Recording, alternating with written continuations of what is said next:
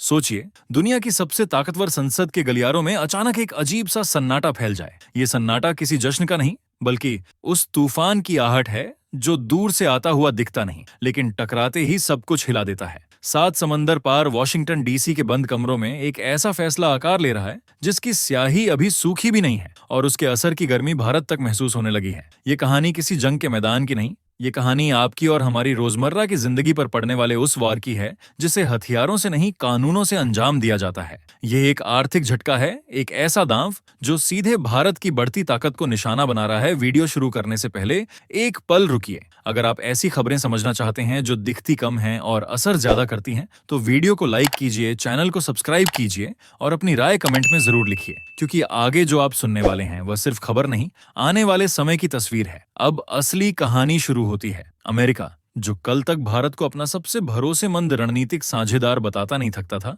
वही अमेरिका आज एक ऐसे कदम की तैयारी में है जिसे कई लोग पीठ में छुरा घोंपने जैसा मान रहे हैं। सवाल ये नहीं कि यह सब अचानक क्यों हो रहा है, सवाल ये है कि भारत की कौन सी ताकत है जिससे वॉशिंगटन के सत्ता गलियारों में बेचैनी फैल गई है। क्या वजह है कि दुनिया का सबसे बड़ा लोकतंत्र अब किसी की उंगली पकड़कर चलने को तैयार नहीं दिखता। इस पूरे घटनाक्रम के केंद्र में एक नाम बार बार उभर कर सामने आता है, अमेरिकी राजनीति का एक बेहद प्रभावशाली चेहरा जिसकी गिनती ताकतवर नेताओं में होती है और जिसके शब्द सिर्फ बयान नहीं, दिशा तय करते हैं। उसी नेता के प्रस्ताव ने यह बहस छेड़ दी है कि जो देश रूस से कच्चा तेल खरीद रहे हैं उन्हें सजा दी जानी चाहिए, और इस सूची में सबसे बड़ा नाम भारत का बताया जा रहा है। तर्क दिया जा रहा है कि भारत सस्ते तेल के जरिए अपनी अर्थव्यवस्था को मजबूत कर रहा है और यह अमेरिका की नीति के खिलाफ है। यहाँ रुककर सोचिए, जब दुनिया की सबसे बड़ी अर्थव्यवस्थाएं अपने फायदे के लिए नियमों को मोड़ती हैं, तब उसे रणनीति कहा जाता है, लेकिन जब भारत अपनी ऊर्जा सुरक्षा के लिए फैसले लेता है तब उसे अपराध बना दिया जाता है। यही दोहरा मापदंड इस पूरी कहानी की जड़ है।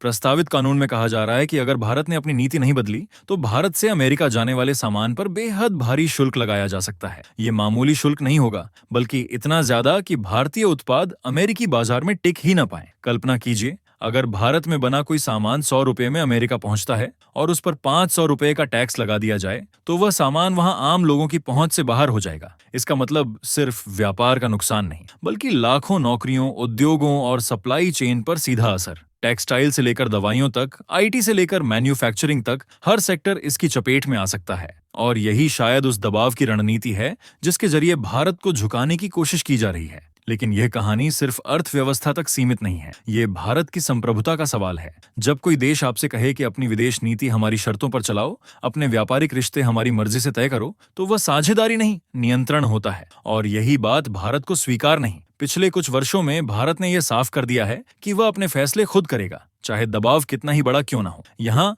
एक और दिलचस्प पहलू सामने आता है। अमेरिका जानता है कि भारत आज सिर्फ एक उभरती अर्थव्यवस्था नहीं, बल्कि आने वाले समय की बड़ी ताकत है। जब भारत दुनिया की सबसे बड़ी अर्थव्यवस्थाओं में शामिल होने की ओर बढ़ रहा है, तब ऐसे कदम ये दिखाते हैं कि कुछ शक्तियां इस उभार को रोकना चाहती हैं। ये डर का संकेत है, आत्मविश्वास का नहीं। अब जरा इस पूरे घटनाक्रम को वैश्विक नजरिए से देखिए। अगर अमेरिका सच में इतना बड़ा शुल्क लगा देता है तो उसका असर सिर्फ भारत पर नहीं पड़ेगा। अमेरिकी बाजार में महंगाई बढ़ेगी, आम उपभोक्ता को ज्यादा कीमत चुकानी पड़ेगी और वही कंपनियां नुकसान में जाएंगी जो भारत से सस्ता और बेहतर सामान मंगाती हैं। यानी यह आग दोनों तरफ जलाएगी। लेकिन सत्ता के नशे में डूबे कुछ नेता शायद यह भूल रहे हैं कि आज की दुनिया एक तरफा नहीं है, और यहीं से कहानी एक नए मोड़ की ओर बढ़ती है। क्योंकि जब दबाव बढ़ता है तो विकल्प भी सामने आते हैं। भारत के पास रास्तों की कमी नहीं है, दुनिया बहुत बड़ी है, बाजार बहुत से हैं और साझेदार भी। कोई भी देश हमेशा के लिए किसी एक दरवाजे पर खड़ा नहीं रहता। यही बात इस पूरे खेल को और दिलचस्प बनाती है। अब कहानी उस बिंदु से आगे बढ़ती है जहां दबाव सिर्फ बयानबाजी नहीं रहता,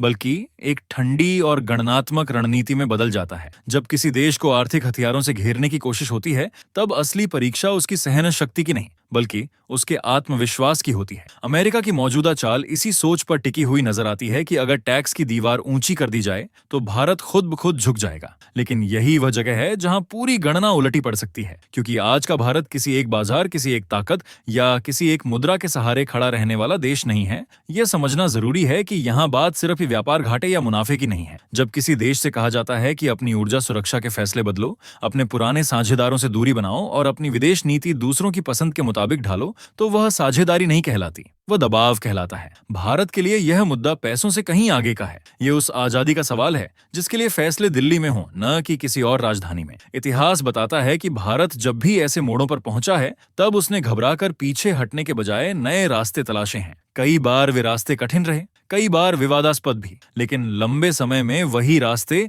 भारत की ताकत बने। यही कारण है कि आज भारत को लेकर की जाने वाली हर रणनीति में अनिश्चितता है। कोई भी यह तय नहीं कर पा रहा कि दबाव डालने पर भारत किस दिशा में कदम बढ़ाएगा, और यही अनिश्चितता सबसे बड़ा डर बन जाती है। अब जरा वैश्विक राजनीति के बड़े कैनवास पर इस तस्वीर को देखिए। अमेरिका की एशिया नीति दशकों से एक ही धुरी पर घूमती रही है, और वह धुरी है चीन को संतुलित करना। इस संतुलन में भारत की भूमिका सबसे अहम मानी जाती है। लेकिन अगर वही भारत खुद को हाशिए पर महसूस करने लगे, अगर उसे लगे कि उसकी अहमियत सिर्फ एक मोहरे की तरह इस्तेमाल की जा रही है, तो पूरा खेल बदल सकता है। यही वह संभावना है जो वॉशिंगटन को बेचैन कर रही है, भले ही वह इसे खुले शब्दों में स्वीकार न करे। अगर भारत पर आर्थिक दबाव बढ़ता है तो स्वाभाविक है कि वह अपने विकल्पों पर दोबारा नजर डालेगा। अंतर्राष्ट्रीय व्यापार अब किसी एक दिशा में बहने वाली नदी नहीं रहा, ये कई धाराओं में बढ़ चुका है। नए बाजार, नए समझौते और नए भुगतान तंत्र दुनिया के सामने हैं। ऐसे में किसी एक रास्ते को बंद करना दूसरे रास्तों को अपने आप खोल देता है। यही सच्चाई उन नीतियों को कमजोर बनाती है जो यह मानकर बनाई जाती हैं कि सामने वाला देश बेबस होकर झुक जाएगा। यह भी समझना जरूरी है कि अगर दबाव की राजनीति आगे बढ़ती है तो जवाब भी उसी भाषा में दिया जा सकता है। अंतर्राष्ट्रीय संबंधों में जैसे को तैसा की नीति कोई असामान्य बात नहीं है। अगर भारतीय सामान पर असाधारण टैक्स लगाया जाता है तो अमेरिकी उत्पाद भी उसी कसौटी पर कसे जा सकते हैं। इसका असर सिर्फ आंकड़ों तक सीमित नहीं रहेगा, इसका असर उन लोगों पर पड़ेगा जिनकी रोजमर्रा की जिंदगी इस व्यापार से जुड़ी हुई है।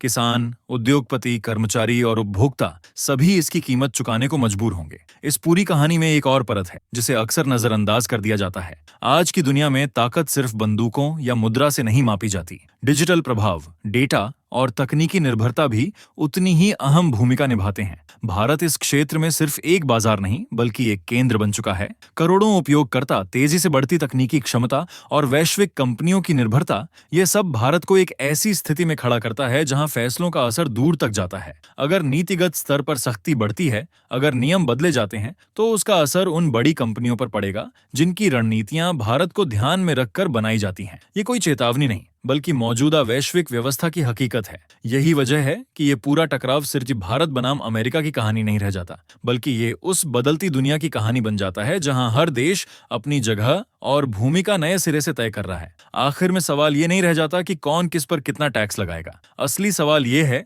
कि आने वाले समय में कौन अपनी शर्तों पर खड़ा रहेगा और कौन दबाव में अपने फैसले बदलेगा। ये कहानी सिर्फ आज की सुर्खियों तक सीमित नहीं है, ये उस भविष्य की झलक है जहां ताकत का मतलब सिर्फ आदेश देना नहीं बल्कि संतुलन बनाकर चलना होगा। और इस बदलती व्यवस्था में भारत ने साफ संकेत दे दिया है कि वह सिर्फ प्रतिक्रिया देने वाला देश नहीं बल्कि दिशा तय करने वाला देश बनने की ओर बढ़ चुका है। अगर आपको लगता है कि यह मुद्दा सिर्फ एक खबर नहीं बल्कि हमारे आने वाले कल से जुड़ा हुआ सवाल है, तो वीडियो को लाइक कीजिए, चैनल को सब्सक्राइब कीजिए और कमेंट में जरूर बताइए कि इस पूरे घटनाक्रम को आप किस नजर से देखते हैं। आपकी राय इस चर्चा को और आगे बढ़ाएगी।